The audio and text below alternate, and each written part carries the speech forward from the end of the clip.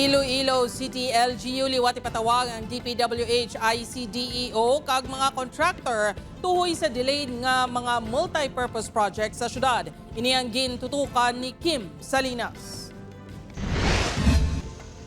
Liwat nga sa pulon sang Iloilo City LGU ang katapos ang Department of Public Works and Highways, District Engineering Office, kag mga contractors ang delayed nga proyekto sa syudad sang Iloilo. Ini ang nag-ugat sa mga posters nga nakatakod sa multi-purpose building sa Barangay Concepcion City proper kag Barangay Katilingban Molo sang Damlaglang.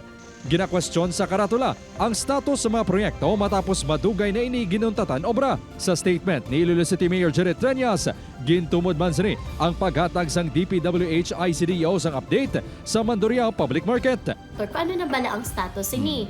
May fund bala nga inugpatapos sa sini nga project or ano ng status? Kay kunwa ay mas mayo i-turn over na lang sa Iloilo City Government kag pangitaan sa Iloilo City Government sa pundo para mapatapos ini. Ang natala ng pagsinapol nga dalauman matabo sa bunga semana o kon sa marason nga semana, ang mangintato nakation sa pagpaathag sa issue. Imbitaron nakatapos ang media sa meeting para sa transparency. Nakabig sang LGU nga daw nagapabungol-bungol lang ang DPWH sa wala aksyon sa mga delayed nga proyekto. Kita diriya sa Iloilo City Government ang allegation nga because of the delay daw sa permit nga ginahatag sang Office of the Building Official. I think nakapagwa naman sang statement ang obo waya sang delay sa ilang nga bahin.